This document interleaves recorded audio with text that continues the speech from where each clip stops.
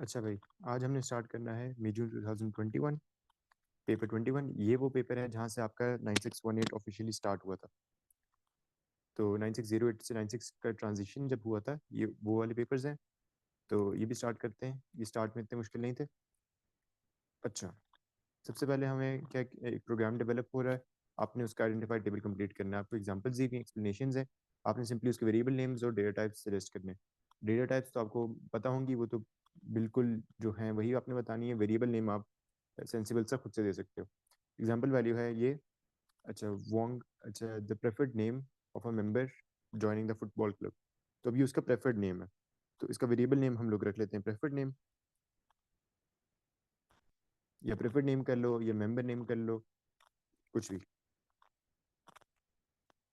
तो हम लोग कर देते हैं प्रेफर्ड नेम।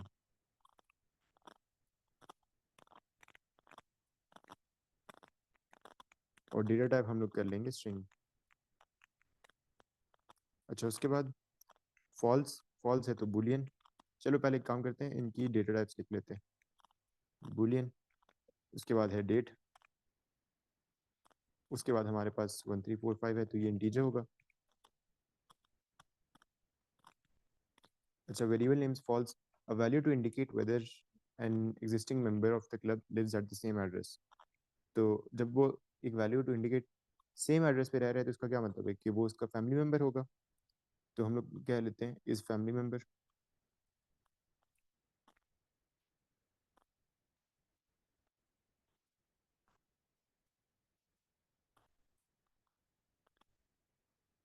अच्छा, उसके बाद when a member join the football club, तो ज्वाइनिंग डेट कर लो।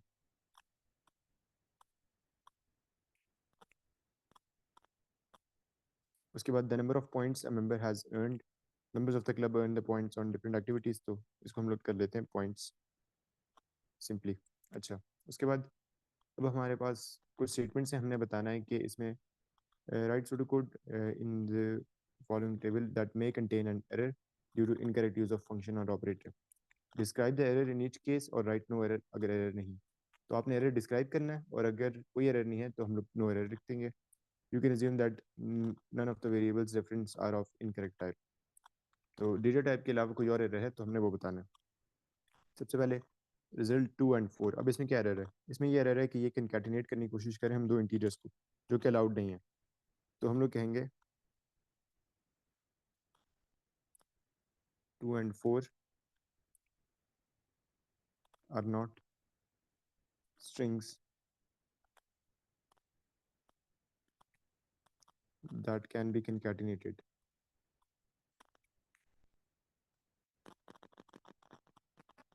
तो ये कंकैटिनेट नहीं हो सकते। सब स्ट्रिंग मिड सुडो कोड 4, 1। तो ये पूरा का पूरा ठीक है, यहाँ पे कोई भी एरर नहीं है, क्योंकि ये एक स्ट्रिंग के ऊपर ही ऑपरेशन हो रहा है। हम ये एज्यूम करेंगे कि सब स्ट्रिंग जो है वो एक स्ट्रिंग डेटा टाइप ही है। अच्छा, if x is equal to 3 और 4, देन। अच्छा, अब यहाँ पे क्या एरर है, यहाँ पे एरर ये है कि ये तो ठीक है, ये एक बूलियन ऑपरेटर है। फिर एक और लगा हुआ है, ये भी एक बूलियन ऑपरेटर है। ये पूरा का पूरा क्या करेगा, ये या ट्रू रिटर्न करेगा या फॉल्स। और ये बूलियन ऑपरेटर लगा हुआ है, लेकिन उसके आगे एक इंटीजर लगा हुआ है। तो हम बूलियन ऑपरेटर की दोनों साइड्स पे बूलियन होना जरूरी है, एक साइड पे इंटीजर नहीं हो सकता। तो यहाँ पे हम लोग क्या लेंगे, 4 is not a boolean value,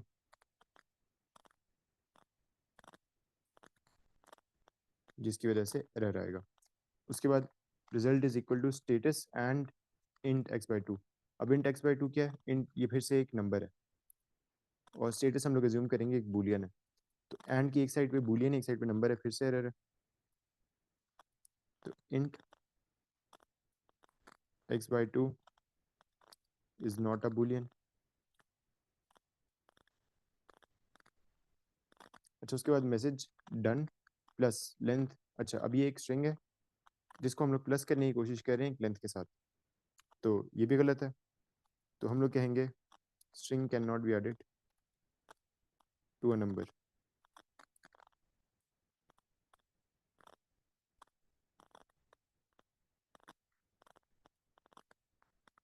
string को हम एक नंबर में ऐड नहीं कर सकते। सिंपल, आगे आ जाओ। अच्छा, the following data items need to be stored for each student in a group. Student का नेम, उसका टेस्ट स्कोर। अच्छा, state a suitable data structure and justify your choice. तो हम लोग इसके लिए कौन सा डेटा स्ट्रक्चर यूज़ कर सकते हैं? हम लोग इसके लिए यूज़ कर सकते हैं एक स्टूडेंट के लिए। अब इसकी डिफरेंट डेटा टाइप्स हैं, तो हम लोग यूज़ करेंगे रिकॉर्ड डेटा स्ट्रक्चर।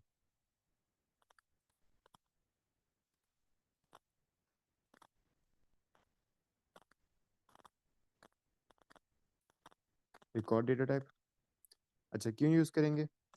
कि ये अलाउ करता है, हमारे पास अब डिफरेंट डेटा टाइप्स हैं, उनको एक ही वेरिएबल नेम के अंदर रखने के लिए हमारे पास एक बेस्ट चॉइस है।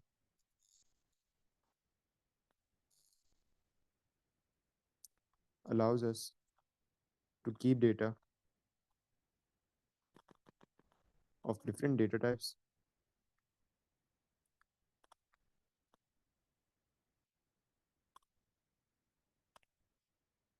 under one identifier। तो एक ही वेरिएबल में हम लोग डिफरेंट चीज़ें लिख सकते हैं।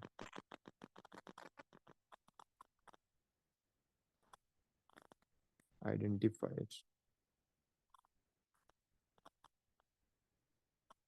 अच्छा आगे आ जाओ। क्वेश्चन टू, क्वेश्चन टू क्या कह रहा है? For programs modules form a part of a program for a library, ठीक है। और डिस्क्रिप्शन, आपको डिस्क्रिप्शन गिवन है और उनके रिलेशनशिप्स गिवन है, हमने इसका बनाना है स्ट्रक्चर चार्ट। सबसे पहले अपडेट लोन है। अपडेट लोन क्या करता है? कॉल्स आइदर और। आइदर और का क्या मतलब है कि यहाँ पे यूज होगा डायमंड। लोन एक्सटेंड और लोन रिटर्न। अच्छा, लोन एक्सटेंड क्या करता है? कॉल विद पैरामीटर्स, ये उसके पैरामीटर्स हैं। उसके बाद calls check reserve. Loan extend call करेगा इसको to see whether the book has been reserve, ठीक है। रिटर्न्स ट्रू या फॉल्स, और ये रिटर्न करता है एक बूलियन, ठीक है। चेक रिजर्व क्या करेगा? Call with the book ID, इसमें बुक आईडी कॉल होगी और ये भी ट्रू या फॉल्स रिटर्न करेगा। फिर आगे लोन रिटर्न। लोन रिटर्न क्या करेगा? लोन आईडी और बुक आईडी के साथ कॉल होगा और रिटर्न करेगा एक रियल नंबर। तो अब इसी के बेसिस पे हम लोग बना लेते हैं। टॉप पे क्या होगा? ये टॉप पे होगा। उसके बाद लोन एक्सटेंड लेफ्ट पे रख लेते हैं, लोन रिटर्न राइट पे, और ये लेवल टू पे होगा, ये लेफ्ट के भी नीचे होगा, तो इसको हम लेवल टू कह देते हैं। अच्छा, यहाँ पे अब हम लोग पहला बॉक्स, पहले बॉक्स में हम लोग लिखेंगे अपडेट लोन।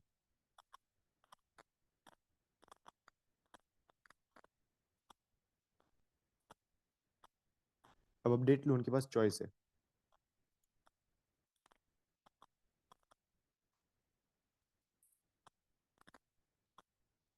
चॉइस उसके पास कितने हैं? फंक्शंस के दो अलग फंक्शंस के, तो हम दो फंक्शन बना लेते हैं।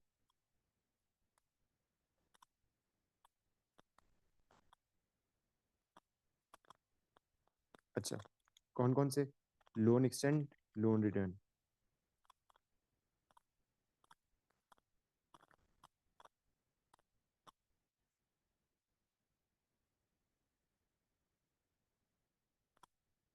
उसके बाद लोन एक्सटेंड के नीचे चेक रिजर्व है।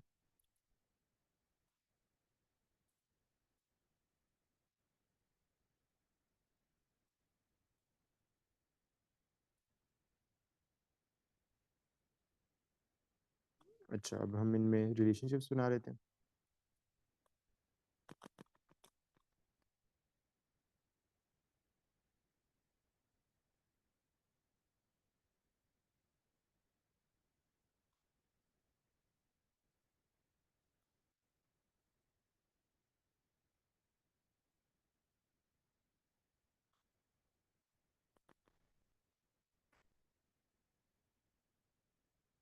और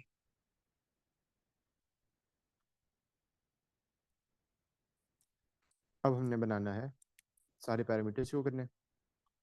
पैरामीटर्स क्या क्या हैं? लोन एक्सटेंड में है लोन आईडी और बुक आईडी, तो लोन आईडी और बुक आईडी।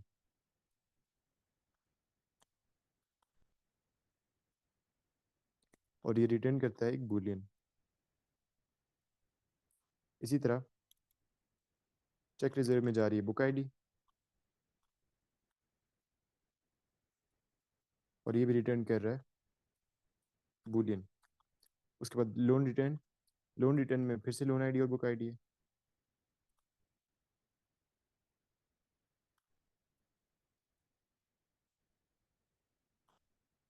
और ये रिटर्न कर रहा है एक रियल नंबर, तो रियल नंबर को हम लोग खाली इस तरह शो कर देंगे। ये हमारा पूरा का पूरा रिलेशनशिप आ गया। अच्छा, उसके बाद the definition of loan return is amended. अब लोन रिटर्न को हम लोग चेंज कर रहे हैं, call with parameters loan ID, book ID and fine. तो अब आपके पास तीन पैरामीटर्स आ गए। The module the module code checks whether the book has been return on time and then assigns a new value to fine. तो वो fine को ही नई वैल्यू रिटर्न कर असाइन कर रहा है। तो मतलब यहाँ पे हम लोग इसे बाय रेफरेंस लेके आ रहे हैं, क्योंकि हमने वो वैल्यू रिटर्न नहीं करी, हमने वो वैल्यू वापस दे देनी उसे बाय रेफरेंस चेंज करके। तो लोन आईडी अब उसने हमें सब कुछ बता दिया। तो अब हमको कह रहे हैं कि इसी का हमने हेडर लिखना है। इसके हेडर में हम लोग लिखेंगे, अब ये प्रोसीजर बन गया क्योंकि कुछ वैल्यू रिटर्न नहीं हो रही। तो प्रोसीजर लोन रिटर्न, पहले है इसमें loan ID comma book ID, ये दोनों है हमारे पास स्ट्रिंग्स। उसके बाद हमारे पास है बाय रेफरेंस फाइन, जो कि है रेल। हमें कैसे पता चला कि वो उसने जब कह दिया ना कि मॉड्यूल के अंदर ही चेंज होगी फाइन की वैल्यू, तो हम लोग ऑटोमेटिकली अज्यूम करेंगे कि देखो हमें तो फाइन बाहर चाहिए। अगर वो मॉड्यूल के अंदर ही चेंज हो रहा है, इसका मतलब है कि उसे बाय रेफरेंस होना चाहिए, ताकि जिस मॉड्यूल ने उसे कॉल किया है, लोन रिटर्न को कौन कॉल कर रहा है, अपडेट लोन कॉल कर रहा है, तो उसे वापस वैल्यू भी तो चाहिए ना। अब उसे अगर वापस वैल्यू रिटर्न की फॉर्म में नहीं मिल रही तो किस फॉर्म में मिलेगी, बाय रेफरेंस फॉर्म में मिलेगी। तो वो ऑटोमेटिकली फिर सुडो कोड सॉरी प्रोसीजर में चेंज हो जाएगा।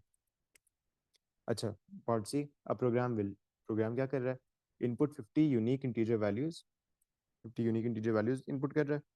उसके बाद आउटपुट द लार्जेस्ट वैल्यू, तो ये मैक्स वाला फंक्शन है जहाँ पे हमने मैक्स निकालना होता है। Output the average values excluding the largest value, हम लोग ये कैसे करेंगे, क्योंकि एट एवरी इंस्टेंट मसला क्या आ रहा होता है, एट एवरी इंस्टेंस आपका मैक्स चेंज हो रहा होता है। तो इसको हम लोग करने के लिए क्या करेंगे, जब हम लोग उसका टोटल निकाल लेंगे ना लूप से बाहर, तो हम टोटल में से माइनस करेंगे मैक्स और उसे डिवाइडेड बाय करेंगे, टोटल 50 है तो हम 49 से डिवाइड कर देंगे। तो इस तरह हम एक्सक्लूड कर देंगे मैक्सिमम नंबर। अच्छा, वेरिएबल डिक्लेरेशन रिक्वायर्ड नहीं है, हमने सिर्फ फ्लो चार्ट बनाना है। It is not necessary to check each value is unique, तो उसने कह दिया कि हम ये ज्यूम करेंगे कि इनपुट वैल्यूज़ हैं ही यूनिक, चेक करने की ज़रूरत नहीं है। तो हम लोग कर लेते हैं स्टार्ट।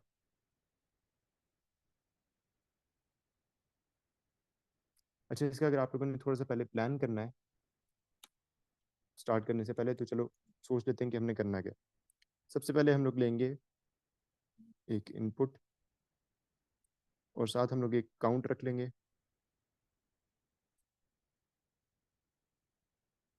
काम करते हैं, पहले काउंट ही रख लेते हैं। हम लोग रखते हैं काउंट, जिसको हम लोग 1 से इनिशियलाइज कर देते हैं। उसके बाद अब बेसिकली हमेशा इसमें वाइल लूप ही लगता है, फॉर लूप लग नहीं सकता फ्लो चार्ट में।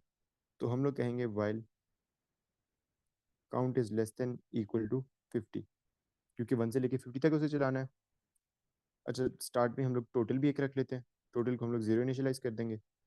अच्छा, उसके बाद और हमने एक मैक्स भी रखना है, तो मैक्स को भी हम लोग 0 इनिशियलाइज कर देंगे। अच्छा, उसके बाद हमने यहाँ पे लेना है इनपुट।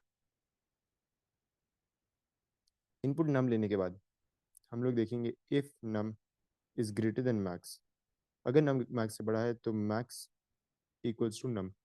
तो मैक्स को हम अपडेट कर देंगे, और ये काम कितने बार होगा, 50 बार होगा।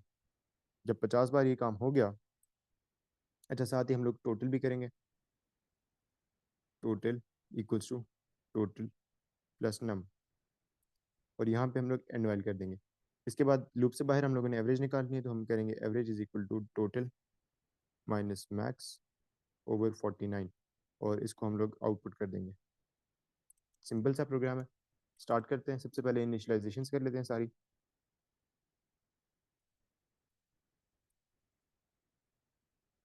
हम लोगों ने एक मैक्स बनाना है, तो मैक्स होगा 0। उसके बाद हमने एक टोटल बनाना है, टोटल भी होगा 0। उसके बाद हमने एक काउंट बनाना है, काउंट होगा 1, और बस ठीक है।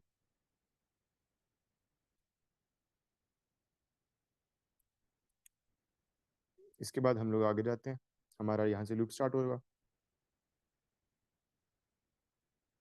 लूप स्टार्ट होगा एक सवाल से, वो सवाल यही है वाइल लूप का सवाल जो होता है।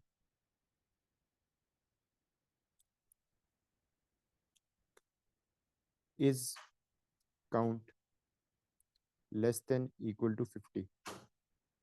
अब यस वाले पार्ट में हमारा लूप चलेगा, नो वाले पार्ट में हम लोग एवरेज कैलकुलेट करेंगे। तो हम लोग यस वाला पार्ट पहले बना लेते हैं जिसमें हमने लूप चलाना है। यहाँ पे आ गया हमारा यस वाला पार्ट। अब यस में हम लोगों ने क्या करना है, यस में हम लोगों ने इनपुट लेना है, चेक करना है, मैक्स असाइन करना है और टोटल करना है। तो हम लोग सबसे पहले इनपुट ले लेते हैं।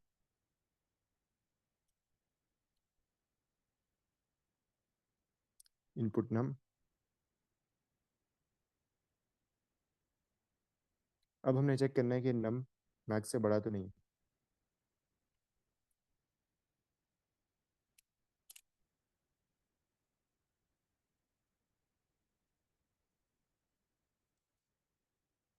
तो हम लोग कहेंगे is num greater than max.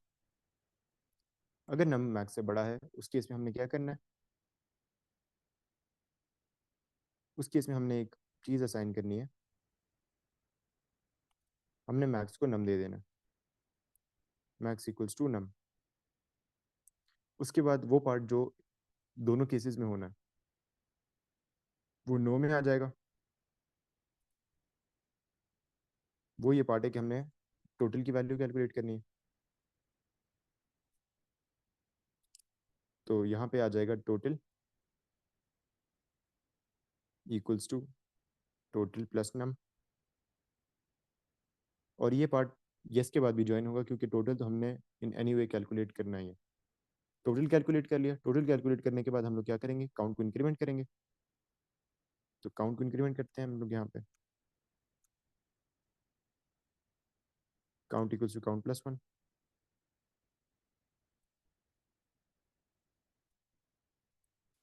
उसके बाद ये हम लोग वापस ले जाते हैं जहाँ पे हमारा लूप वापस स्टार्ट हो रहा है। अब यही लूप चलता रहेगा कब तक, जब तक काउंट 50 नहीं हो जाता। जब काउंट 50 हो जाएगा उसके बाद हमने क्या करना है, उसके बाद हमने एवरेज कैलकुलेट करनी है। तो हम लोग एवरेज कैलकुलेट करते हैं यहाँ पे। एवरेज कैसे कैलकुलेट करेंगे, उसका फॉर्मूला हमने बना लिया था। Average is equal to total minus max, और इसको हम डिवाइड कर देंगे 49 से क्योंकि हम लोग मैक्स को एक्सक्लूड कर रहे हैं। उसके बाद एवरेज को हम लोग आउटपुट कर देते हैं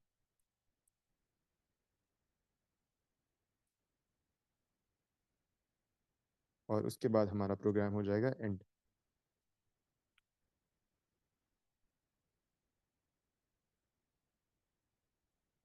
आउटपुट एवरेज और यहाँ पे प्रोग्राम एंड। सही हो गया। अच्छा अब एक बार देख लो, हमारा ये लूप स्टार्ट हो रहा है, ये वाइल लूप है। वाइल लूप के अंदर जो जो कुछ करना है हमने वो करके हम लोग वापस वाइल लूप पे जा रहे हैं। और जब वाइल लूप हमारा खत्म होगा, एवरेज कैलकुलेट होगी, फिर आउटपुट हो जाएगा। सिंपल है। आगे आ जाओ। Question number 3, a concert venue uses a program to calculate admission prices and store information about ticket sales। ठीक है, a number of arrays are used to store data। The computer is switched off overnight and data has to be input again at the start of each day। This process is very time consuming। तो वो क्या कह रहा है, वो कह रहा है कि हमने एक प्रोग्राम बनाया हुआ है, वो प्रोग्राम डेटा स्टोर करता है एरेज के अंदर। लेकिन जब कंप्यूटर बंद हो जाता है और अगले दिन फिर से खुलता है फिर ऑब्वियसली आपको एरेज को फिर से डेटा पॉपुलेट करना पड़ता है।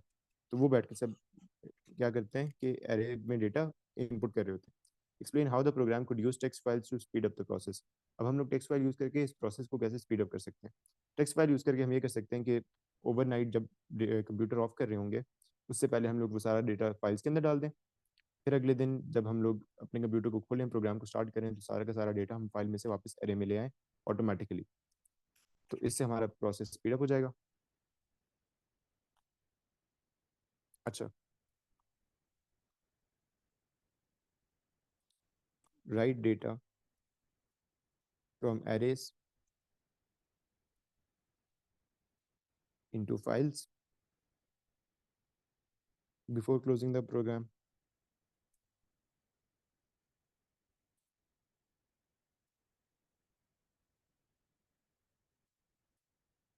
The next day,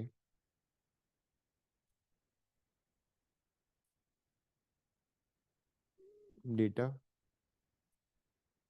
in array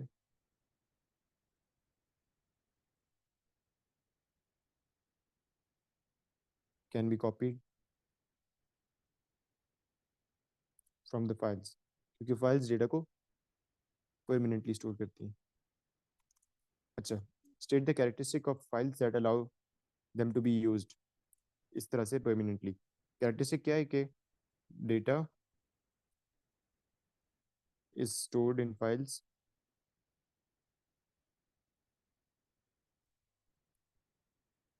even if the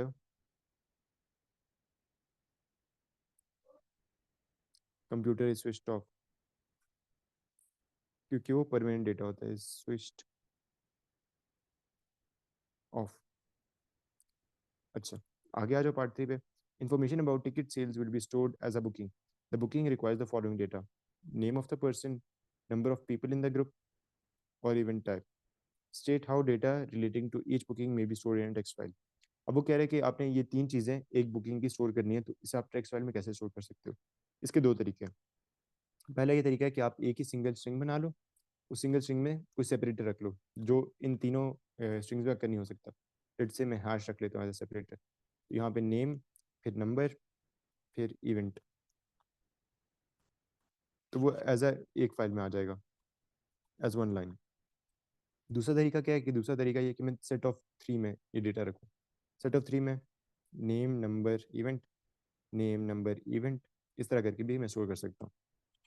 तो हम लोग चलो पहले वाला लिख लेते हैं।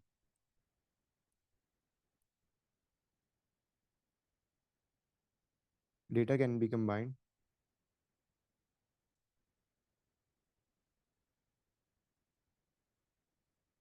इन अ स्ट्रिंग separated by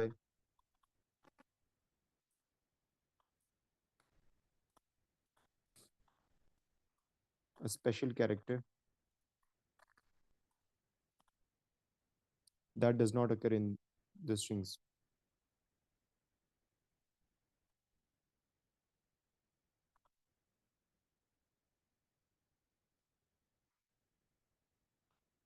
ठीक हो गया, आगे जाते हैं। अच्छा, अब प्रोसीजर प्रीव्यू। अब एक प्रोसीजर है प्रीव्यू, वो क्या करेगा? Take the name of a text file as a parameter, एक टेक्स्ट फाइल लेगा। Output a warning message if the file is empty. File empty हम लोग कैसे चेक करेंगे? हम लोग टॉप पे लगाएंगे इफ एंड ऑफ फाइल और फाइल का नेम। अगर ये इधर ही ट्रू हो रहा है तो मतलब फाइल एम्प्टी है। आउटपुट अदरवाइज अगर वो फाइल एम्प्टी नहीं है तो हम लोगों ने क्या करना है? Output the first 5 lines from the file और as many lines as there are if it is less than 5। तो बेसिकली फिर हमने क्या करना है? हमने उसकी पहली 5 लाइन्स आउटपुट करनी है, लेकिन अगर उसमें लाइन्स ही 3 हैं तो वो तीनों की तीनों लाइन्स कर देनी है। तो लेस देन इक्वल टू 5, जितनी भी लाइन्स हैं ना हमने आउटपुट कर देनी है। अगर 5 से ज़्यादा हैं तो ऑब्वियसली 5 होंगी, अगर 5 से कम है तो जितनी भी हैं सारी की सारी आउटपुट कर दो। ये कर लेते हैं सिंपल से। एक सेकेंड, इसको मैं यहाँ पे वो टेक्स्ट ऐड कर लूँ, टेक्स्ट बॉक्स, फिर स्टार्ट करते हैं।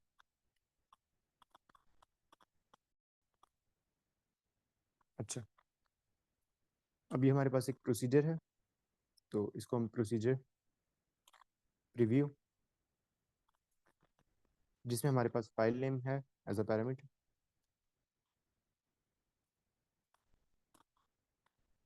प्रोसीजर है तो कुछ रिटर्न नहीं करेगा। अच्छा, उसके बाद सबसे पहले हमने क्या करना है? सबसे पहले हमने देखना है कि ये फाइल एम्प्टी तो नहीं है। फाइल एम्प्टी हम कैसे देखेंगे? If and of file, file name. अगर एंड ऑफ फाइल हो रहा है डायरेक्टली तो हम लोग आउटपुट करेंगे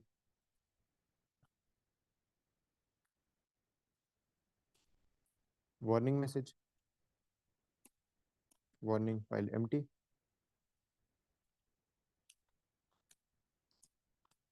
अगर ऐसा नहीं है उस केस में हमने क्या करना है? हमने उसकी नंबर ऑफ लाइंस आउटपुट करनी है। नंबर ऑफ लाइन से पहले हम लोग उसका एक काउंट बना लेते हैं। काउंट को हम इनिशियलाइज कर देते हैं 0 पे।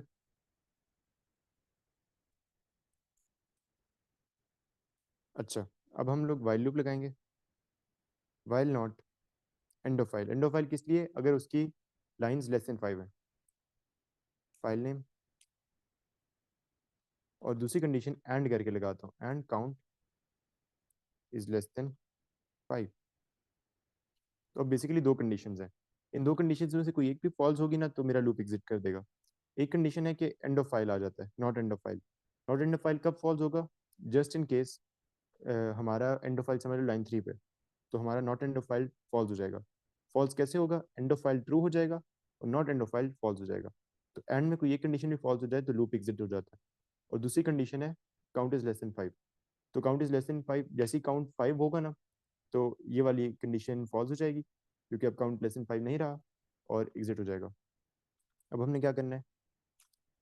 Read file, file name, comma, data, और इस डेटा को हमने आउटपुट कर देना है। डेटा आउटपुट करने के बाद हम काउंट को इंक्रीमेंट कर देते हैं, काउंट प्लस 1 और एंड वैल्यू, यहाँ पे एंड, फिर क्लोज फाइल,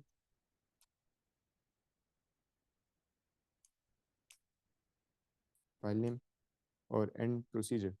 सिंपल सा काम था, बस हमने क्या करना था, इनमें से जो भी छोटा बन रहा है ना, या तो एंड ऑफ फाइल, या तो फाइल नंबर ऑफ फाइल्स ही 5 से छोटी होंगी, या 5 नंबर ऑफ लाइन से छोटा हो। जो भी छोटा है उतने नंबर की लाइन हमने आउटपुट कर लेनी। अब हम डिक्लेयर कर लेते हैं, declare count as integer, declare data as string. अच्छा, क्वेश्चन नंबर 4। क्वेश्चन नंबर 4 कह रहा है कि ये पूरा का पूरा सुडो कोड पढ़ो। उसके बाद हमने करना क्या है? उसके बाद हमने इसका ट्रेस टेबल फिल करना है। ट्रेस टेबल किस पे कॉल हो रहा है? Space in space a space space cup. तो इस पे हम लोग देखते हैं हम सुडो कोड क्या करेगा। अच्छा, फ्लैग ट्रू, इनिशियलाइजेशन कर लो। Flag true, index 1, new name empty. Flag true, index 1, new name.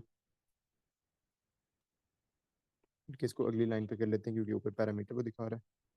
Flag हमारे पास ट्रू है, इंडेक्स 1 है, न्यू नेम एम्प्टी है। यहाँ से हम अब इसे ट्रैक करते जाते हैं, फिर हमें खुद ही समझ आ जाएगा कि वो कर क्या रहा है। While index is less than equal to length of name. तो नेम, नेम हमारा पैरामीटर है, इसकी लेंथ देख लेते हैं। लेंथ क्या है? 1 2 3 4 5 6 7 8 9 10। तो इसकी लेंथ है 10, तो ये 10 तक चलेगा। अच्छा, उसमें अब क्या होगा? दिस कैरेक्टर, ये यहाँ पे हो रही है हमारे पास कैरेक्टर आइसोलेशन, तो हम लोग कैरेक्टर को आइसोलेट कर रहे हैं। अब दिस कैरेक्टर में हमारे पास जब पहली आइट्रेशन चलेगी, तो यहाँ पे अब हम से लिखते हैं क्योंकि ये इनिशियलाइजेशन थी। दिस कैरेक्टर को हम लोग नीचे लिखेंगे, हमारे पास आ जाएगा स्पेस, जो कि है पहला कैरेक्टर। अच्छा, उसके बाद क्या हो रहा है? If flag is equal to true. क्या फ्लैग ट्रू है? बिल्कुल है। उस केस में वो क्या कह रहा है? New name is equal to new name and upper case star. तो न्यू नेम में हमने इस कैरेक्टर को कंकैटिनेट कर लेना है, वो कर लेते हैं। अब न्यू नेम में भी स्पेस आ गया। उसके बाद फ्लैग को करना है हमने फॉल्स, तो फ्लैग को फॉल्स कर दो।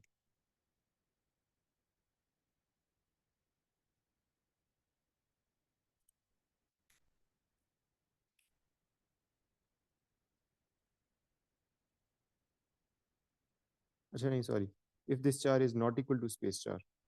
स्पेस चार क्या है? स्पेस चार हमारे पास स्पेस है, तो दिस चार तो इक्वल है, तो फ्लैग अभी फॉल्स नहीं होगा, अभी होगा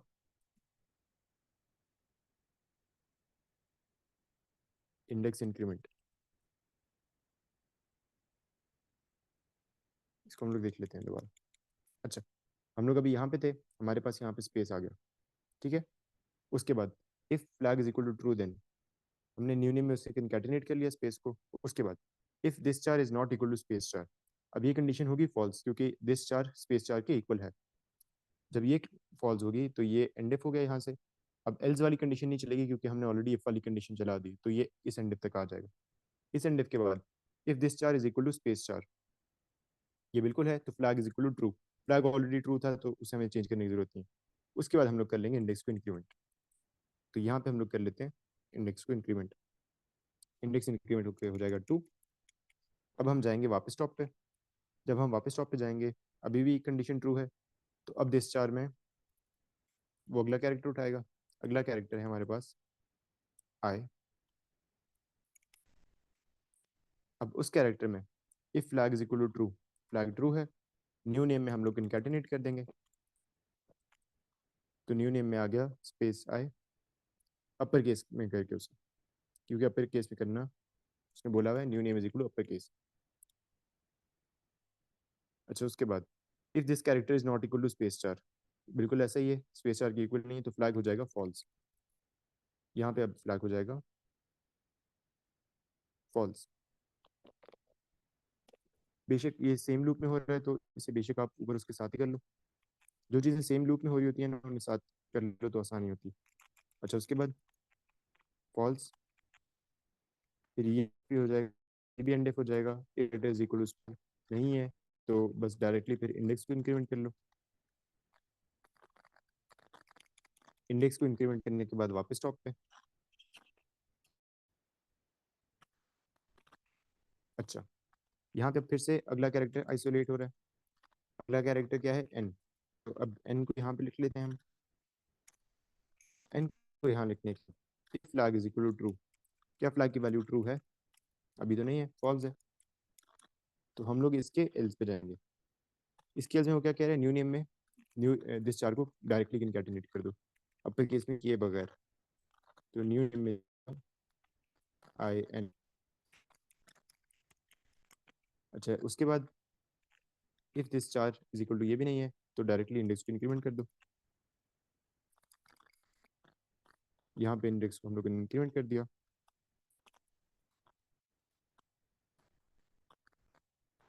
और उसके बाद अब वापस आते हैं हम लोग टॉप पे। अगला कैरेक्टर आया, अगला कैरेक्टर क्या है, स्पेस। यहाँ पे फिर से आ गया स्पेस। अब स्पेस आने के बाद if flag is equal to true, flag true है, बिल्कुल भी नहीं है, तो दिस नेम में डायरेक्टली स्पेस कंकैटिनेट हो जाएगा। स्पेस आई एन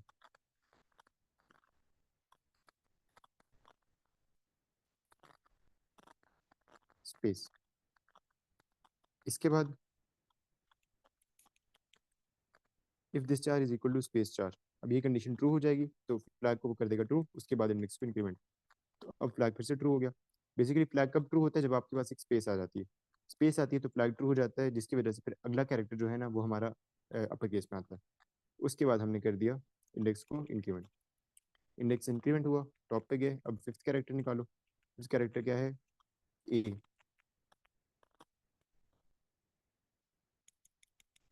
अब ए के केस में फ्लैग ट्रू है, तो उसे अपर केस में करके आगे ले जाओ। तो space I N space upper character में ए। उसके बाद if this char is equal to space char, क्या ये स्पेस चार है? नहीं है, तो फ्लैग फॉल्स नहीं होगा। सॉरी, फ्लैग फॉल्स होगा क्योंकि वो नहीं है, इज नॉट इक्वल टू लिखा हुआ है, इक्वल टू नहीं लिखा हुआ। तो अब हम फिर से फ्लैग को कर देंगे फॉल्स। उसके बाद ये वाला एल्स वाला भी चल गया, तो if this char is equal to space char, ये भी नहीं है, तो अब इंडेक्स को इंक्रीमेंट कर दो। इंडेक्स हो जाएगा सिक्स। अब अगली आइट्रेशन में उसके पास क्या आएगा, फिर से स्पेस आएगा। जब स्पेस आएगा तो वो स्पेस को कंकैटिनेट कर देगा इसमें।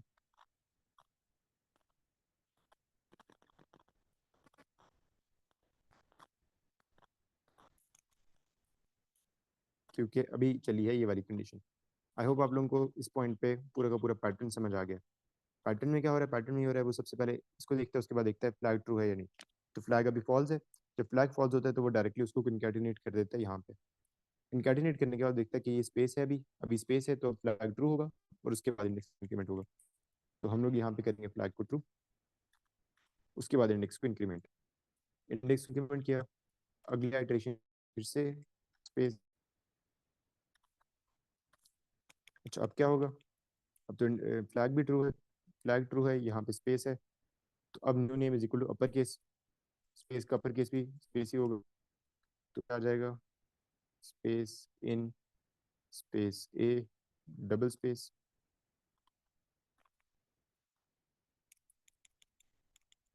अच्छा, उसके बाद if this character is not equal to space char, तो ये अभी भी फॉल्स है, ये वाली कंडीशन। ये कंडीशन फॉल्स है, तो फ्लैग अभी फॉल्स नहीं होगा। फ्लैग ट्रू ही रहेगा। उसके बाद एंड इफ यहाँ पे फ्लैग फिर से ट्रू हो गया, जिसके बाद हम इंडेक्स को इंक्रीमेंट कर रहे हैं, तो फ्लैग ट्रू ही रहेगा और इंडेक्स हो जाएगा इंक्रीमेंट। इंडेक्स इंक्रीमेंट हुआ, उसके बाद हम लोग कैपिटल सी ले आएंगे। कैपिटल सी के बाद if flag is equal to true, flag true है, बिल्कुल है, तो new name is equal to new name में कंकैटिनेट अपर केस, वो ऑलरेडी अपर केस में था, तो in space A space space C. उसके बाद अभी वाली कंडीशन ट्रू हो जाएगी क्योंकि दिस चार स्पेस चार के इक्वल नहीं है, फ्लैग हो जाएगा फॉल्स। तो फ्लैग को हमने यहाँ पे कर दिया फॉल्स। फ्लैग फॉल्स करने के बाद ये भी नहीं चलेगी, ये भी नहीं चलेगा, डायरेक्टली इंडेक्स इंक्रीमेंट हो जाएगा। इंडेक्स हो गया 9। 9 पे आपके पास आएगा यू, अब उससे पीछे स्पेस नहीं था, वो भी फॉल्स था, तो इन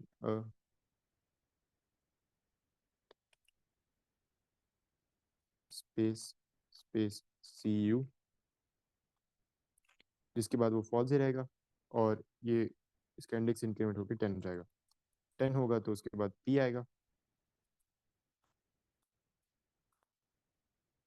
फिर पी चलेगा। अच्छा कंडीशन देखना, index is less than equal to है और यहाँ पे 10 लिखा हुआ था, तो 10 जो है हमारा लास्ट आइट्रेशन है, इन space A space space cup. इसके बाद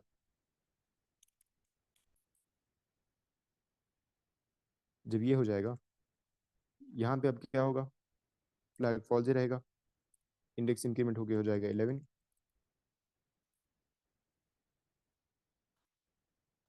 इंडेक्स 11 हो गया एंड दैट्स इट, हमारा लूप एग्जिट करेगा। एग्जिट के बाद कुछ है, बस ये रिटर्न हो जाएंगी चीज़ें। तो अब आप अगर पैटर्न देखो तो इसमें इसने क्या किया है, इसने बस ये स्पेस के बाद जितने भी कैरेक्टर्स हैं उनको कैपिटल कर दिया। अच्छा the pseudocode for convert contains a conditional loop, state a more appropriate loop structure। तो इसमें लूप कहाँ पे लगा हुआ है, इसमें यहाँ पे एक लूप लगा हुआ है, index is less than equal to length, जो कि है कंडीशनल लूप। तो कह रहे हैं इससे बेहतर कौन सा लूप, इससे बेहतर है हम लोग फॉर लूप लगा दें, क्योंकि काउंट कंट्रोल लूप, क्योंकि हमें नंबर ऑफ आइटरेशंस पता है कि हमने लेंथ तक चलाना है। तो ये बात लिख लेते हैं, लूप स्ट्रक्चर को हम लोग कहेंगे काउंट कंट्रोल्ड। जस्टिफिकेशन क्या है, नंबर ऑफ आइटरेशंस हमें पता है, number of iterations are known. उसके बाद two changes need to be made to the algorithm. Change one क्या है, convert to lower case any character that is not the first character after space. तो हम लोगों ने क्या करना है कि कोई भी कोई भी ऐसा कैरेक्टर है ना स्पेस के बाद जो आ रहा है, तो हमें उसे एज इट इज नहीं करना, हमें उसे लोअर केस में कन्वर्ट करना है। और चेंज टू क्या है, replace multiple spaces with a single space, जहाँ पे मल्टीपल स्पेसेस आ रही हैं उसे हमने करना है सिंगल स्पेस से रिप्लेस।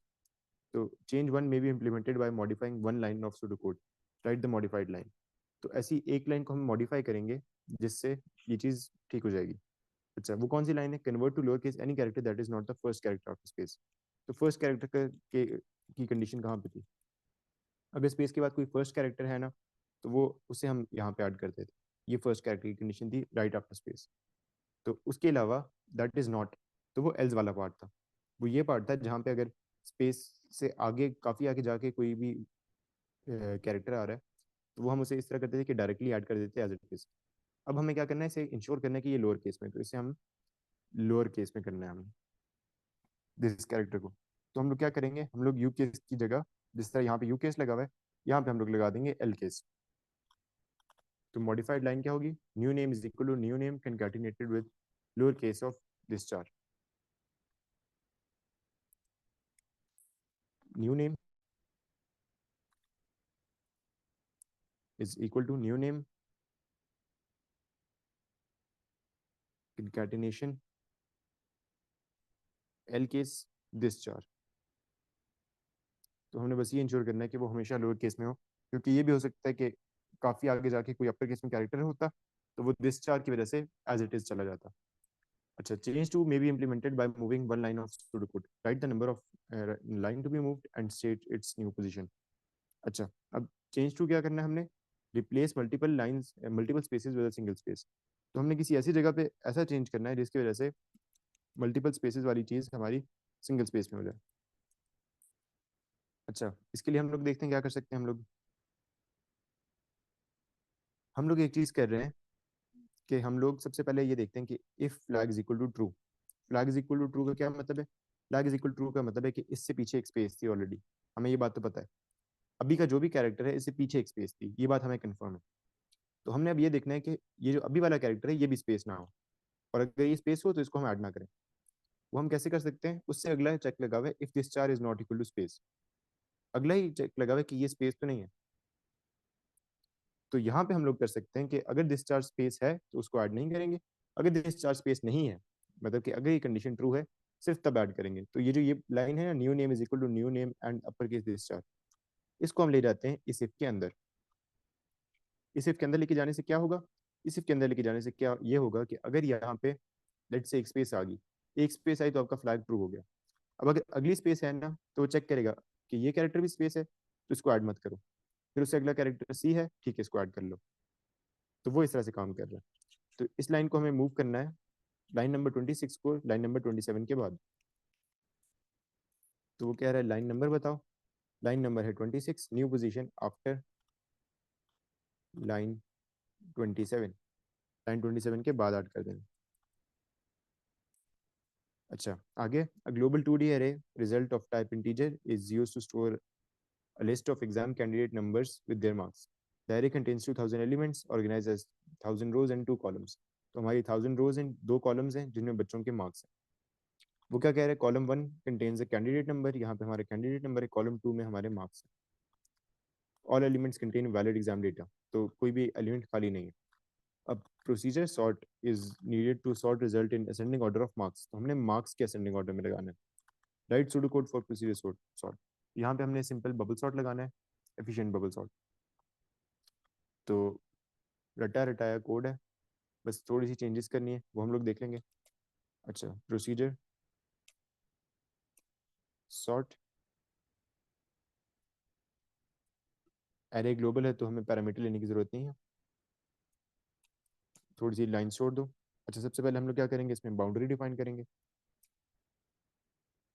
बाउंड्री हमारी हो जाएगी 999, क्योंकि ये 1000 एलिमेंट्स की एरे है। 1000 रोज है, इसमें हमने रो वाइज देखना। अच्छा, उसके बाद हम लोग लगाएंगे रिपीट लूप। रिपीट में हम लोग क्या करेंगे, सबसे पहले नो स्वैप को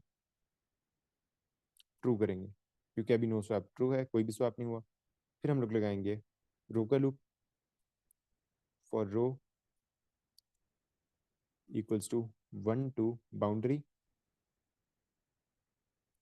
बाउंड्री तक चलाना है इसे। अच्छा, बाउंड्री में हमने क्या करना है, हमने चेक करना है कि कोई भी नंबर अपने से अगले वाले से बड़ा ना हो। तो इफ एरे का नाम है रिजल्ट, रिजल्ट में हर रो पे जो सेकंड कॉलम है हमने वो देखना है, अगर वो बड़ा है। देखो, हमने असेंडिंग ऑर्डर में करना है ना, जब असेंडिंग ऑर्डर में करना है, चलो इसको थोड़ा सा विजुअलाइज करते हैं। ये हमारी अगर एरे है, हम लोग इस तरह रो वाइज जा रहे हैं, रो वाइज जाते जा रहे हैं, और उसमें से सिर्फ इसको कंपेयर कर रहे हैं। तो अगर हमने रो वाइज जाना है तो ये रो 0 है, सॉरी ये रो 1 है, 2 है, 3 है, 4 है, 5 है, और इसमें मार्क्स हैं लेट से 7, 8, उसके बाद 5 है। तो हमने ये देखना है कि अगर ये वाला इससे बड़ा है, सिर्फ उस केस में स्वैप होगा, मतलब पिछला वाला अगले वाले से बड़ा है। तो अगर पिछला वाला, ये पिछला वाला आ गया, अगर ये बड़ा है अगले वाले से, उस केस में हमने स्वैप करना है ना, तो इसके अगले वाले से बड़ा है, is greater than result row plus 1, अगली रो से बड़ा है, कॉमा 2। सेकंड कॉलम में हमने चेक तो सेकंड कॉलम में करना है। उस केस में हमने क्या करना है, अब हमने स्वैपिंग करनी है। लेकिन स्वैपिंग में भी एक छोटा सा मसला ये है कि हमारे पास दो कॉलम्स है। तो आपके पास दो तरीके हैं, एक तो ये कि आप दो टेम्प वेरिएबल्स बनाओ, दो दो हर चीज़ बनाओ और फिर स्वैप करो। दूसरा ये है, हम छोटा सा एक लूप लगा लेते हैं, for column equals to 1 to 2। 1 to 2 का लूप लगा लेते हैं। उसमें हम लोगों ने क्या करना है, हम लोगों ने अब स्वैपिंग करनी है, तो हम करेंगे temp is equal to result row comma column. उसके बाद हम रिजल्ट रो कॉमा कॉलम में चीज़ें डाल सकते हैं क्योंकि वो हमने स्टोर कर लिया। रो कॉमा कॉलम में हम लोग अगली चीज़ डाल सकते हैं, is equal to result. Column number same रखना है, कॉलम नंबर से नहीं छेड़ना, row plus one comma column करेंगे हम। कॉलम नंबर से नहीं छेड़ना है क्योंकि वो खुद लूप में चेंज हो रहा है, हमने सिर्फ अगली रो का डेटा डालना है, अगली रो के सेम कॉलम का डेटा डालना है। तो result row plus one comma column. उसके बाद हम करेंगे result row plus one comma column में हम लोग टेम्प डाल देंगे। ये मैं आपको विजुअलाइज भी करा देता हूँ अभी। उसके बाद हम लोग कर देंगे नेक्स्ट कॉलम, और अगर ये स्वैप हो गया तो इसका मतलब है कि नो स्वैप्स आपका फॉल्स हो गया। यहाँ पे आ जाएगा एंड इफ। एंड इफ के बाद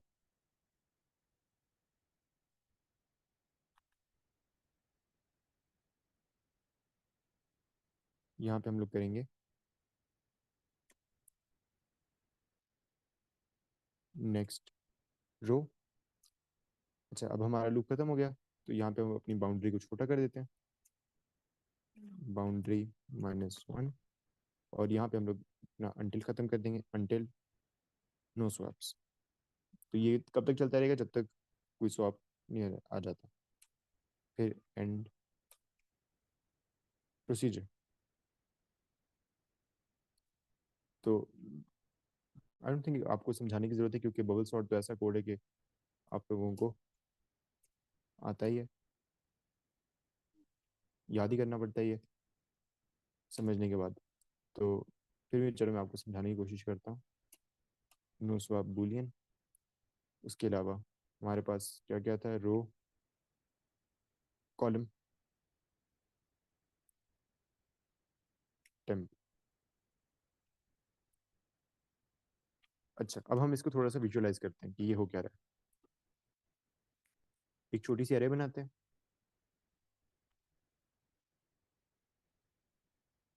इस अरे में दो कॉलम्स हैं और कुछ रोज हैं। ये column one column to, column to में हमारे पास मार्क्स हैं, कॉलम वन में हमारा कैंडिडेट नंबर है। तो कैंडिडेट वन के समझ लो 10 मार्क्स हैं, कैंडिडेट टू के 12 मार्क्स हैं, कैंडिडेट थ्री के हमारे पास हैं लेट्स से 8 मार्क्स। तो हमने अब इसे क्या करना है, 8 मार्क्स वाले को स्वैप करना है ना। जब हम लोग ऊपर से नीचे आ रहे होंगे, हम लोग देखेंगे कि रो वन और रो टू ये ठीक है क्योंकि ये मार्क्स इससे बड़े नहीं हैं, तो हम कुछ भी नहीं करेंगे। फिर हम लोग जब रो टू और रो थ्री को कंपेयर करेंगे, तो अब ऊपर वाले मार्क्स नीचे वाले से बड़े हैं। तो हमने कहा है कि अगर रो के मार्क्स रो प्लस वन के मार्क्स से बड़े हैं, तो अब हमने स्वैपिंग करनी है। स्वैपिंग कैसे करेंगे हम लोग, हम लोगों ने यहाँ पे बनाया एक टेम्प। अच्छा, टेम्प हमने बनाने के बाद अब हम लोगों ने एक कॉलम का लूप लगाया। कॉलम के लूप में क्या होता है कि सबसे पहले वो result row comma column, result row comma column में क्या आएगा, हमारे पास 3 आ जाएगा, सॉरी 2 आ जाएगा, क्योंकि रो हमारी रो नंबर 2 है और कॉलम नंबर 1 है। तो 2 हमारा चला जाएगा टेम्प के अंदर, 2 चला गया टेम्प के अंदर। उसके बाद वो क्या कह रहा है कि रिजल्ट रो कॉमा कॉलम में उससे अगला वाला ले आओ। उससे अगला वाला क्या, row plus one comma column, same column का अगली रो 3 है, 3 ओवर राइट हो जाएगा 2 की जगह। अब यहाँ भी 2 आ गया, सॉरी 3 आ गया। उसके बाद क्या कह रहे हैं, result row plus one comma column, same column, column number तो 1 चल रहा है ना, और रो नंबर 2 चल रहा है। तो रो प्लस वन उससे अगली रो में सेम कॉलम में टेम्प का डेटा डाल दो। तो यहाँ पे चला गया टेम्प का डेटा, तो यहाँ पे आ गया 2। पहले 2 3 था, अब 3 2 हो गया, लेकिन दूसरा कॉलम अभी रहता है। अब दूसरे कॉलम पे जब हम जाएंगे, कॉलम नंबर हो जाएगा 2। अब कॉलम नंबर 2 है, रो नंबर इसी पे, रो नंबर 2 ही है, और कॉलम नंबर भी 2 है। अब वो क्या कह रहा है, अब इनकी इंटरसेक्शन पे जो चीज़ आ रही है वो टेम्प में डाल दो। तो टेम्प में क्या आ जाएगा, टेम्प में आ जाएगा 12, रो कॉमा कॉलम 12 आ गया।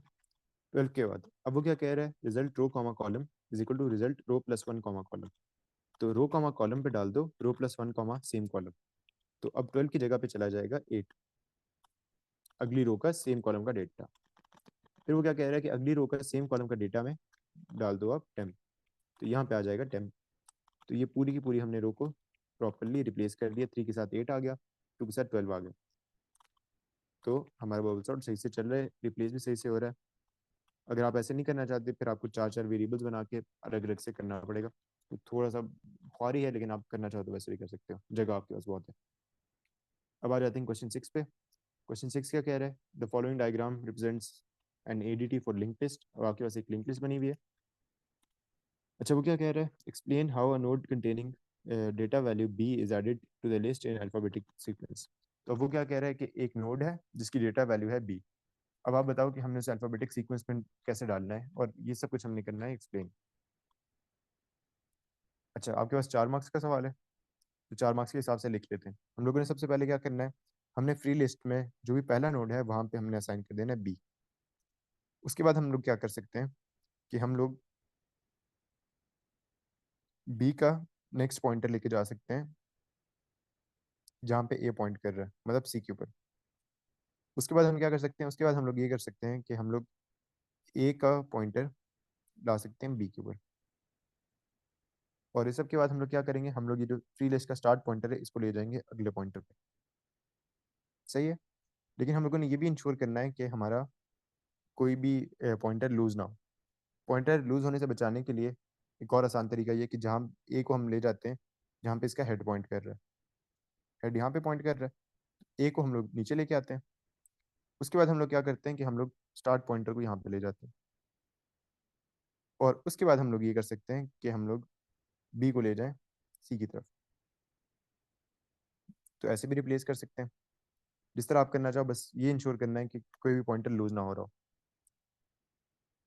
अच्छा, सबसे पहले हम लोगों ने क्या करना है, इस सबसे पहले हमने एक फ्री नोड ढूंढना है। Find a free node.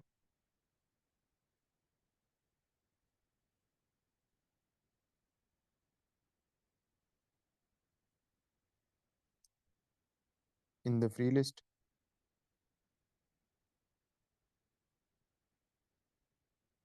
And assign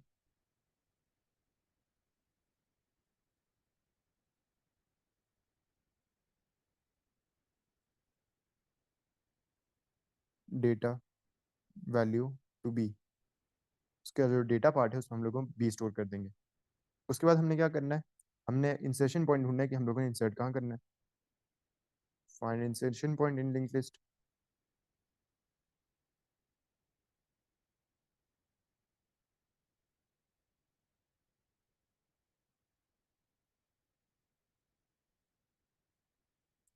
अच्छा, उसके बाद क्या करना है, सबसे पहले हम लोग ए का पॉइंटर लेके आना है बी पे। तो पॉइंटर ऑफ ए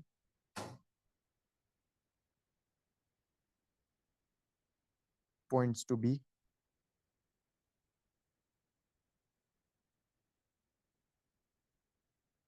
उसके बाद हम क्या कर सकते हैं, उसके बाद हम बी के पॉइंटर को पॉइंट कराएंगे सी पे। Pointer of B points to B points to C.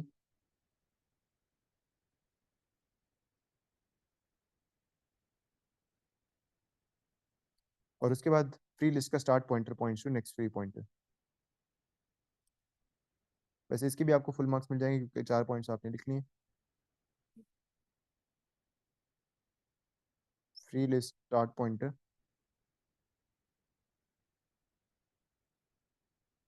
Points to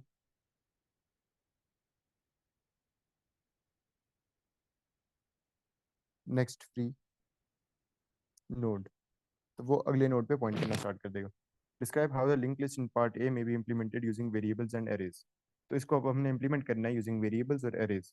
उसके लिए हम लोग 2 1D एरेज बनाएंगे। 2 1D arrays to store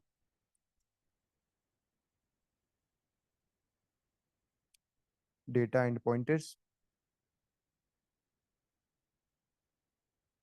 data और उनके पॉइंटर्स के लिए हम एक 1D एरे बनाते हैं। उसके अलावा हमारे पास होता है स्टार्ट पॉइंटर होता है और नेक्स्ट फ्री पॉइंटर। तो हमारे पास 2 वेरिएबल्स होंगे। 2 variables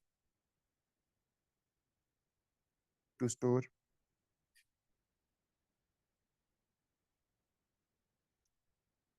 pointer of to store start pointer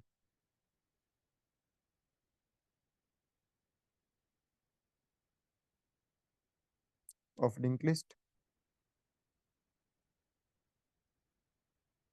and free list, दो लिस्ट हैं, दोनों के हम लोग स्टार्ट पॉइंटर्स अपने पास स्टोर कर लेंगे। अच्छा, क्वेश्चन नंबर 7 पे आ जाओ। क्वेश्चन नंबर 7 क्या कह रहा है? A program is needed to take a string containing a full name and produce a new string of initials. तो हमने initials बनाने, some words will be ignored, कुछ words हमने ignore करने, each letter will be uppercase। अच्छा, अब उसकी example उसने दी हुई है, IDE, इसी तरह ASCII।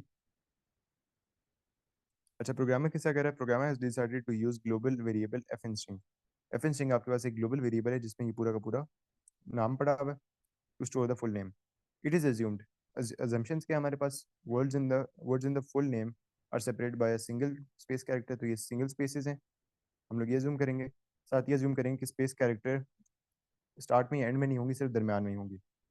अच्छा, उसके अलावा हम क्या assume करेंगे? उसके अलावा हम assume करेंगे कि फुल नेम, जो फुल नेम है उसमें एटलीस्ट एक वर्ड तो एग्जिस्ट करता ही करता है, तो वो एम्प्टी नहीं है। तो मतलब ये वैलिडेशन चेक्स लगाने की हमें ज़रूरत नहीं है, उसने हमें एज केसेस बता दिए। उसके बाद क्या कह रहा है कि आपके पास दो मॉड्यूल्स हैं जिसमें से हमने लिखना है गेट स्टार्ट। सबसे पहले हम लोग देखते हैं गेट स्टार्ट क्या कर रहा है। गेट स्टार्ट ये कर रहा है कि call with an integer as a parameter representing the number of word जो हमें एफ स्ट्रिंग में से चाहिए। अच्छा, returns the character start position of the word in F string और रिटर्न्स -1। अच्छा, इसमें उसने बताया हुआ कि पैरामीटर क्या होगा?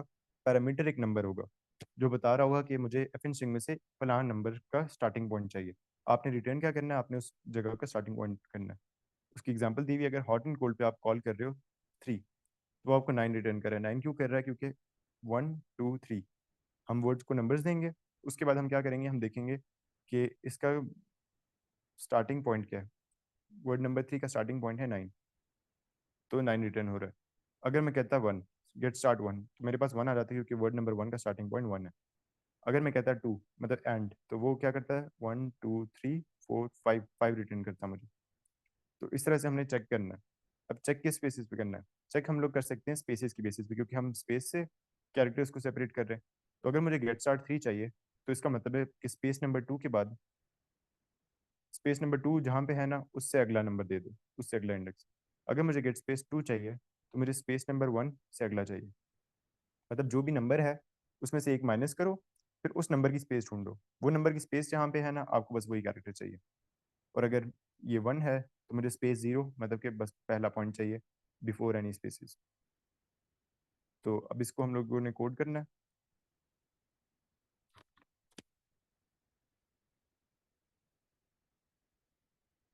अच्छा,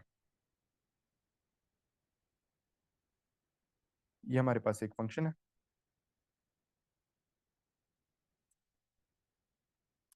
फंक्शन गेट स्टार्ट, जिसमें हमें एक नंबर गिवन है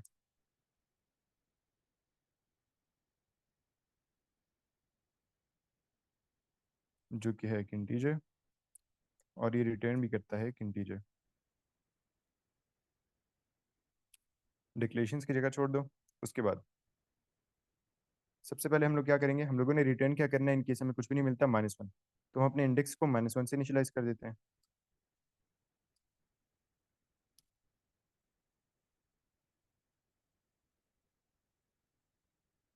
अच्छा, उसके बाद हम लोग एक अपनी करंट पोजीशन बना लेते हैं। तो पोजीशन, क्योंकि हम लोगों ने फॉर लूप नहीं लगा सकते यहाँ पे, हमें वाइल लूप लगाना है, तो हम लोग पोजीशन को रख लेते हैं 1 पे।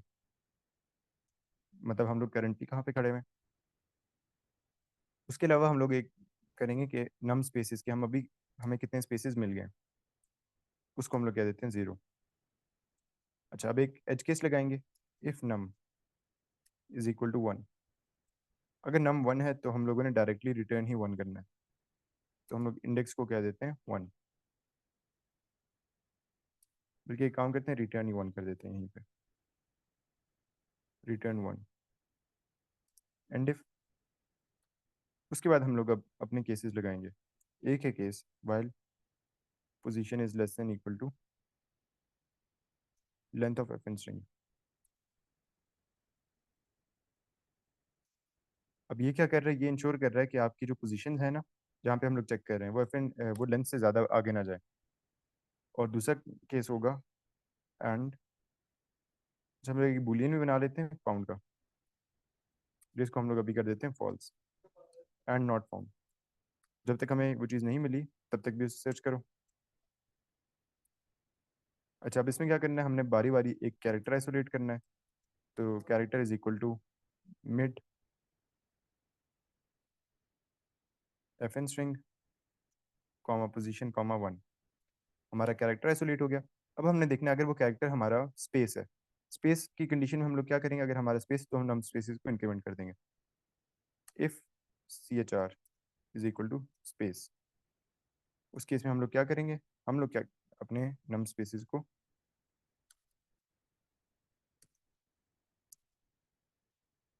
नम स्पेसिस +1, नम स्पेसिस को इंक्रीमेंट कर देंगे।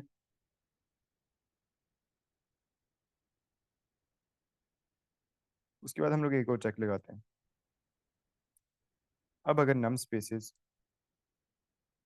क्योंकि हमने ये क्या क्या करना है, हमने टोटल नंबर ऑफ स्पेसेस जो हमें मिलेंगी ना, वो इस नंबर से एक कम होनी चाहिए। अगर हमारा, हम जो कैरेक्टर ढूंढ रहे हैं,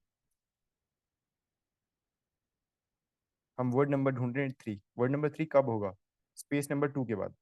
हमेशा स्पेस नंबर उससे एक पीछे चल रहा होता है, क्योंकि स्पेसेस स्टार्ट होती हैं पहले वर्ड के बाद। अगर मैं वर्ड नंबर 2 ढूंढ रहा हूँ, वो कब होगा, स्पेस नंबर 1 के बाद। तो मैं अभी यही कर रहा हूँ, मैं स्पेसेस काउंट कर रहा हूँ। मैंने अभी तक क्या किया, मैंने कैरेक्टर को आइसोलेट किया। आइसोलेट करने के बाद मैं देख रहा हूँ अगर वो स्पेस है तो स्पेस को काउंट कर लो। अगर मेरी स्पेस अब इस वर्ड नंबर से is equal to word, word नहीं सॉरी, नम, नम -1 की इक्वल हो गई है, मतलब मेरी स्पेस मेरे नंबर ऑफ वर्ड से एक पीछे है। तो इसका मतलब है कि मुझे अपनी पोजीशन मिल गई। पोजीशन मिल गई तो मैं इंडेक्स को सेट कर दूंगा। अब मेरा इंडेक्स का क्या होगा, इंडेक्स होगा पोजीशन, जो मेरी करंट पोजीशन जहाँ मैं खड़ा हूँ, जहाँ मैं खड़ा हूँ वहाँ पे क्या है, वहाँ पे एक स्पेस है। स्पेस से अगला एलिमेंट, स्पेस से अगला एलिमेंट मेरा वो वर्ड है जो मुझे चाहिए, जिसका स्टार्टिंग पॉइंट मुझे चाहिए। इसको एंडिफ कर दिया, इसको यहाँ एंडिफ कर दिया। दोनों एंडिफ के बाद मैं अपनी पोजीशन को इंक्रीमेंट कर दूंगा ताकि वो अगली उस पर चेक करता रहे। इन केस मुझे नहीं मिलता, position is equal to position +1, यहाँ पे हम लोग कर देंगे एंड वाइल। अच्छा, इंडेक्स के साथ हम लोग फाउंड को भी ट्रू कर देंगे, found is equal to true. Position को भी इंक्रीमेंट कर दिया, एंड वाइल भी कर दिया, ठीक है। उसके बाद हम लोग यहाँ पे कर देंगे रिटर्न इंडेक्स, और यहाँ पे हम कर देंगे एंड फंक्शन। अब थोड़ा सा मैं फिर से एक्सप्लेन करता हूँ आपको कि मेरी लॉजिक क्या है। हम थोड़ा सा ड्राई रन करते हैं। हमें उसने दिया हुआ है कि वर्ड नंबर 3 ढूंढ के दो, ठीक है। मैं गया, सबसे पहले यहाँ पे आया, ये स्पेस नहीं है तो ठीक है, मैं कुछ नहीं करूँगा, मैं सिर्फ अपने पोजीशन को इंक्रीमेंट कर दूंगा। अब मेरी पोजीशन आ गई यहाँ पे, ये भी स्पेस नहीं है, कुछ भी नहीं करूँगा, अगली पोजीशन पे देखूंगा। ये भी स्पेस नहीं है, कुछ भी नहीं करूँगा, अगली पोजीशन पे देखूंगा। ये एक स्पेस है। अब मैं क्या करूँगा, अपनी नम स्पेस को, नम स्पेस जो कि 0 था अब वो हो गया 1। फिर मैं देखूंगा क्या मेरा नम स्पेस मुझे जो नंबर चाहिए उससे एक पीछे है या नहीं, मतलब 3 - 1 क्या होता है, 2। जब तक मेरा नम स्पेस 2 नहीं होता ना, मैं ढूंढता रहूंगा। नम स्पेस 2 नहीं हुआ, ठीक है, आगे जाओ, पोजीशन को आगे लेके गए, ये भी स्पेस नहीं है, ये भी स्पेस नहीं है, ये भी स्पेस नहीं, ये फिर से स्पेस आ गई, फिर से स्पेस आई। अब नम स्पेस क्या हो गया, 2 हो गया। अब नम स्पेस 2 हुआ है तो मतलब वो 3 - 1 की इक्वल है। जब वो इक्वल है तो इसका मतलब है कि मैं अभी जिस पोजीशन पे खड़ा हुआ हूँ ना, उससे अगला जो इंडेक्स है वो मेरे वर्ड नंबर 3 का स्टार्टिंग पॉइंट है। तो अभी मेरी पोजीशन है यहाँ पे 8, तो मैं 8 + 1 अपने इंडेक्स में लेके जाऊंगा। इंडेक्स इक्वल्स टू 8 + 1, फिर इसी चीज़ को मैं बाद में रिटर्न कर दूंगा, तो मेरे पास रिटर्न हो जाएगा 9। ये उसकी सिंपल सी लॉजिक है। बस हम लोग क्या कर रहे हैं, हम उसकी स्पेसिस काउंट कर रहे हैं। कब तक काउंट कर रहे हैं, n - 1 तक, जहाँ पे n आपका पैरामीटर है। तो n अगर आपका पैरामीटर है तो n - 1 तक स्पेसिस पे जाओ, फिर जिस पोजीशन पे आप खड़े हो ना उससे अगली रिटर्न कर दो। अगर मुझे चाहिए था 2, मतलब कि वर्ड नंबर 2 क्या है, एंड है। एंड का स्टार्टिंग पॉइंट चाहिए था मुझे, एंड का स्टार्टिंग पॉइंट चाहिए, मैं क्या करूंगा, मैं पहली स्पेस ढूंढूंगा। जैसे ही मुझे एक स्पेस मिली, तो अब 2 - 1 क्या होता है, 1 होता है। और नम स्पेस भी मेरा 1 हो गया, नम स्पेस भी मेरा 1 हो गया, 2 - 1 भी 1 होता है। तो मैं उसी से जहाँ पे खड़ा हूँ उससे अगले उस पे पोजीशन रिटर्न कर दूंगा, तो मेरी 5 रिटर्न हो जाएगा। ये उसका ड्राई रन भी मैंने आपको करके दे दिया। अच्छा, आगे आ जाओ। अच्छा, यहाँ पे डिक्लेरेशंस कर लेते हैं।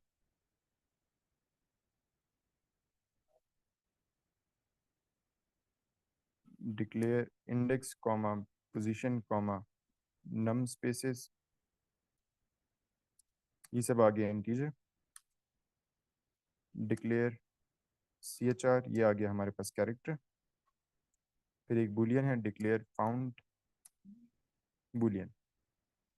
ये आपका पूरा कोड आ गया 7 मार्क्स का। उसके बाद the programmer has decided to use global 10 element 1D array ignore list of type string to store the ignored words. अब उसने स्टार्ट में आपको इग्नोर्ड वर्ड्स कुछ बताए थे कि द, फॉर, ऑफ, ये सारी जो चीज़ें ये हमने इग्नोर करनी है। अच्छा, unused elements contain the empty string. कुछ ऐसे अनयूज्ड एलिमेंट्स भी हैं जिनमें एम्प्टी स्ट्रिंग है, एंड में अकर एनीवेयर, और वो कहीं भी आ सकते हैं। A new module add word is needed, add word, और वो क्या कह रहा है, right a detailed description of the algorithm, do not use pseudo code. Pseudo code के बगैर हमने add word basically structured English में एक्सप्लेन करना है। ऐड वर्ड कर क्या रहा है, call with the parameter representing a word. तो एक पैरामीटर के साथ कॉल होगा जिसमें एक वर्ड होगा आपके पास। हमने क्या करना है, store the word in an unused element of the ignore list array and returns true. वो एक अनयूज्ड एलिमेंट में ट्रू रिटर्न करके, इग्नोर लिस्ट में, मतलब इग्नोर लिस्ट में वो अनयूज्ड एलिमेंट पे कोई भी खाली जगह उसे मिलेगी, वहाँ पे वो स्टोर कर देगा और ट्रू रिटर्न कर देगा। Returns fall if the array was already full, अगर एरे फुल थी, कोई खाली स्पेस नहीं थी, तब भी फॉल रिटर्न करेगा। और if the word was already written. तो बेसिकली हमने ये भी सर्च करना है। हमने पहले सर्च करना है कि ये जो वर्ड है ये इस एरे में ऑलरेडी एग्जिस्ट तो नहीं करता।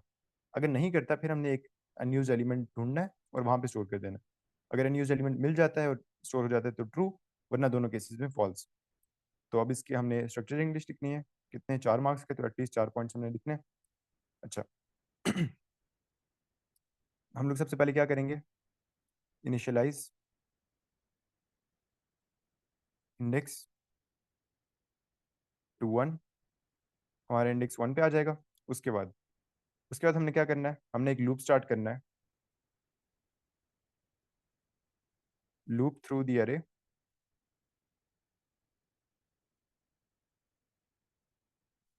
And compare the word with each element. हमने पहले उस वर्ड को फाइंड करना है कि वर्ड वर्ड ऑलरेडी एग्जिस्ट नहीं करता, with each element.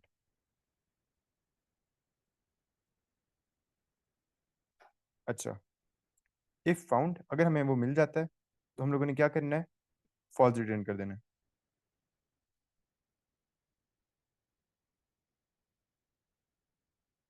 If found return false, false return कर देना है।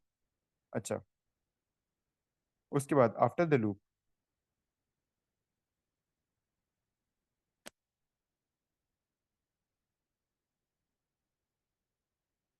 हम लोगों ने यहाँ पे एक और लूप स्टार्ट करना है।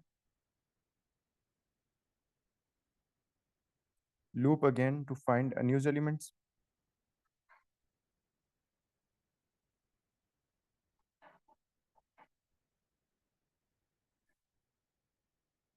To find unused elements.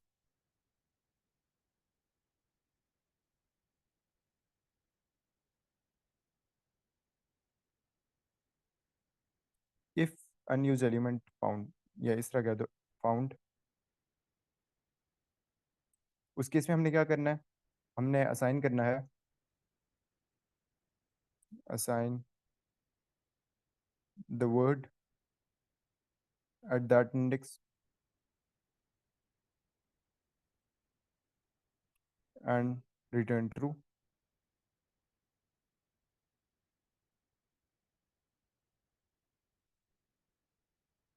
If not found, अगर कहीं भी नहीं मिला तो रिटर्न फॉल्स।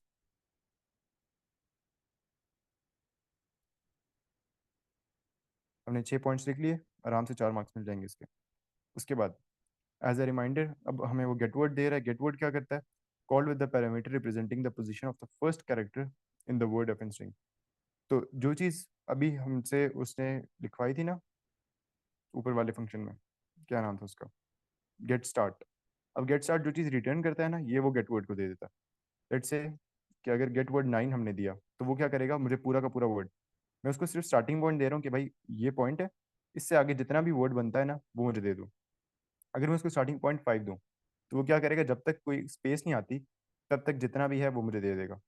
मैंने उसको 9 दिया था, तो 9 से आगे स्पेस तो नहीं है, सिर्फ एंड ऑफ स्ट्रिंग है, तो एंड ऑफ स्ट्रिंग पे उसने दे दिया। तो हमारी दो कंडीशंस क्या होंगी, एक कंडीशन ये होगी कि अगर आपको रास्ते में कोई स्पेस मिलती है या आपका स्ट्रिंग खत्म हो जाता है, सिर्फ उन दो केसेस में आपका जितना स्ट्रिंग बना है वो आप रिटर्न कर दो।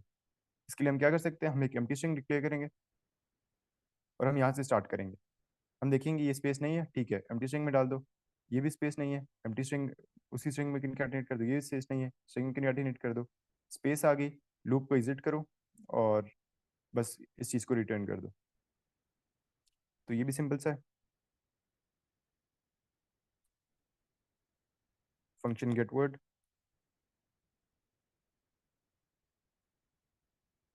अब इसमें हमारे पास एक पैरामीटर है इंडेक्स, या पोजीशन कहते हो तो पोजीशन कह लो बेशक, इंटीजर, और ये रिटर्न कर रहा है स्ट्रिंग।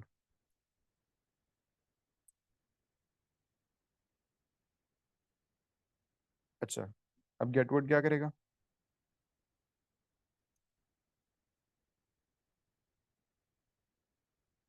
वर्ड को हम लोग पहले एक एम्प्टी स्ट्रिंग डिक्लेयर कर लेते हैं, इनिशियलाइज। उसके बाद हम लोग कर लेते हैं एक डन, ये हमारा बुलियन जिसको हमने फॉल्स कर दिया। ये डन कब ट्रू होगा, या तो हमारा जब स्ट्रिंग खत्म हो जाएगा या हमें स्पेस मिल जाएगी। अब हम लोग करेंगे वाइल नॉट डन। जब तक हमारा डन नहीं हुआ तब तक क्या करना है हमने, सबसे पहले हमने कैरेक्टर आइसोलेट करना है। अच्छा, एक इंडेक्स भी बना लेते हैं, बल्कि इंडेक्स की जरूरत नहीं, पोजीशन हमारे पास है। Mid F N string comma position comma 1, इससे हमारे पास वो कैरेक्टर आ गया। अगर character if C H R is not equal to space, अगर वो कैरेक्टर स्पेस नहीं है, सिर्फ उस केस में हमने क्या करना है, हमने उसे वर्ड में डाल देना, word concatenation C H R. अगर वो स्पेस है, उस केस में क्या होगा, डन को हम लोग कर देंगे ट्रू, क्योंकि अब स्पेस आ चुका है। उसके अलावा एक और कंडीशन है, वो क्या कंडीशन है कि if position is equal to length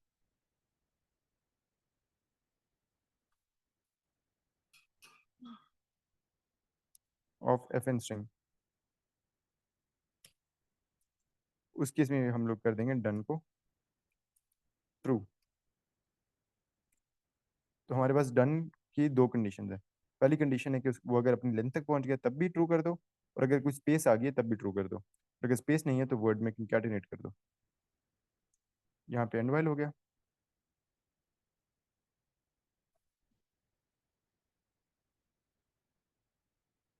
अच्छा, उसके बाद यहाँ पे हम लोग कर देंगे return word and function. Simple सा फंक्शन था, बस हमने एक लूप लगाया। लूप में हमारे पास दो कंडीशंस हैं जो कि दोनों हमने डन के अंदर डाल दी। वो क्या कंडीशंस हैं, पहली कंडीशन ये कि अगर कैरेक्टर आपके पास स्पेस आ जाता है, अगर स्पेस नहीं है तो वर्ड में डाल दो, अगर स्पेस है तो डन को ट्रू कर दो। उसके बाद दूसरी कंडीशन ये है कि अगर आपकी पोजीशन जो है वो लेंथ स्ट्रिंग के इक्वल हो जाती है, तो अगर आपकी पोजीशन नंबर भी लेट से 14 और आपका लेंथ भी 14 उसका ही था, तब भी डन ट्रू हो जाएगा, ताकि वो उससे आगे ना जाए। उसके बाद बस एंड फंक्शन कर दिया हमने वर्ड को रिटर्न करने के बाद। अब यहाँ पे डिक्लेरेशंस कर लो, declare word as string, declare done as boolean. अच्छा, ये भी आपका कंप्लीट, यहाँ पे आपका पेपर कंप्लीट हो जाता है। तो इतनी कोई मुश्किल नहीं थे, बस वो बबल सॉर्ट वाला थोड़ा सा ट्रिकी था, लेकिन वो भी आप लोगों को यूजुअली बच्चों ने याद ही किया होता है। तो आपको समझ भी आनी चाहिए उसकी हर एस्पेक्ट की, कि ये करना किस तरह है। उसके बाद आपको बबल सॉर्ट याद भी होना चाहिए, क्योंकि वो थोड़ा सा मुश्किल एल्गोरिथम है। उसके अलावा बाकी सारे प्रोग्राम्स ईजी थे, थ्योरी थोड़ा सा मुश्किल था। तो खैर, आप लोगों को फिर भी कोई भी सवाल है आप लोग मुझसे पूछ सकते हो। तो वरना good luck with the preparation, और अल्लाह हाफिज़।